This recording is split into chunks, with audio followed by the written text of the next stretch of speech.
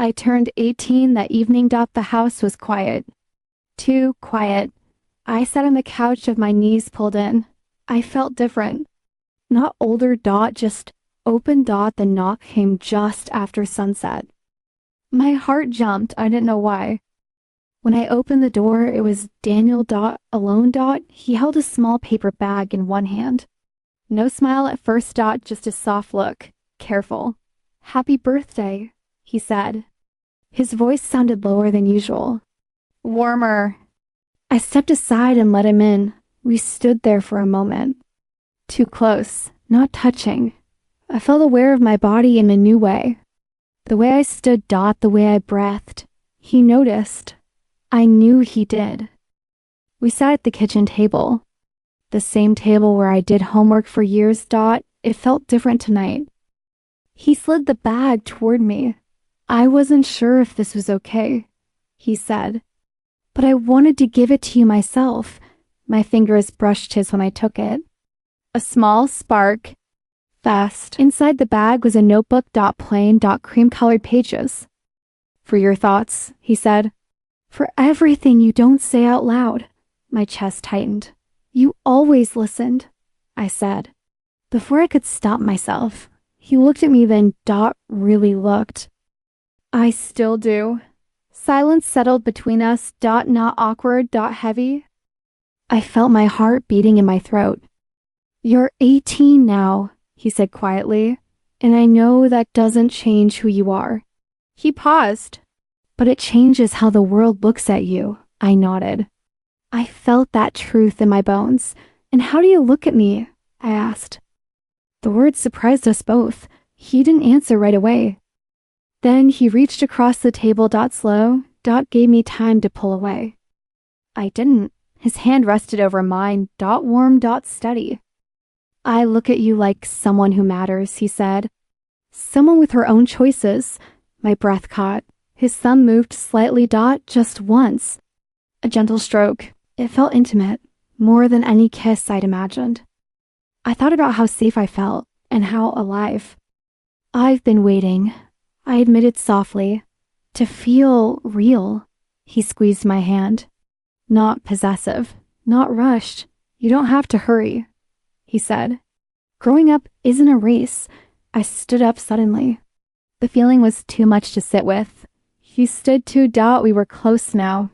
I could smell his cologne. Something familiar, something new. I looked up at him. My heart was loud. Can I hug you? I asked. He smiled then. Gentle. Relieved. Yes. His arms wrapped around me. Strong. Careful.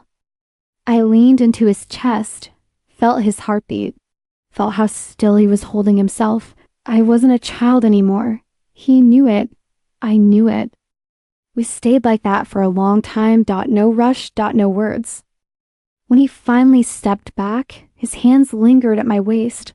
Just for a second. Enough to say something without saying anything. I'm glad you were born, he said. My eyes burned. After he left, I sat alone again, but the quiet felt softer now. I held the notebook to my chest. I felt changed, not because of age, but because someone met me where I was.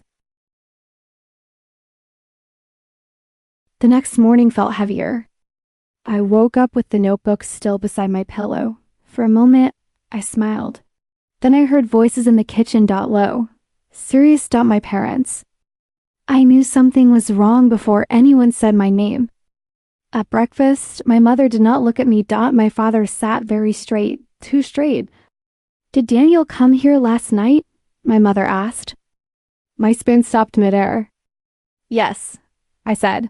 My voice was calm, but my chest was tight. My father sighed. Well, tired. You don't like that, he said. Not at all. I felt my stomach drop. He only came to wish me, I said. He gave me a notebook. That's not the point, my mother replied. You are too young for misunderstandings. I wanted to argue, but I didn't even know what word to fight. I'm 18, I said softly. I didn't do anything wrong. My father finally looked at me. His eyes were not angry. They were afraid.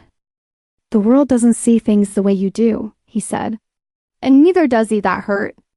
They told me they had spoken to Daniel already, that he should not come again, that it was better this way, better, the word felt like a door closing. I nodded. What else could I do? Inside my room, I sat on the bed and opened the notebook. The pages were still empty, but my head was loud. I felt confused, ashamed. Angry. Not at them, not at him. At the feeling of being pulled in two directions, I didn't want to rebel. I didn't want to disappear. I just wanted to choose. That evening, I saw Daniel from my window. He was outside, talking to my father. He did not look up, when he left. He walked slowly. Like someone carrying something fragile, I pressed the notebook to my chest. For the first time, being 18 felt real, not because of freedom, but because of limits. I understood something then. Growing up isn't about doing what you want. It's about learning what you can stand to lose. I didn't know what would happen next, if we would speak again, if this was an ending or a pause. But I knew one thing, no one could take away what I felt.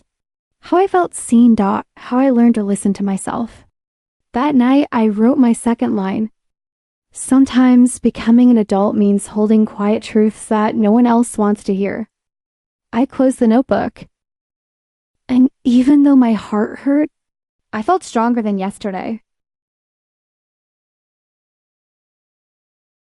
Before you go, take a moment.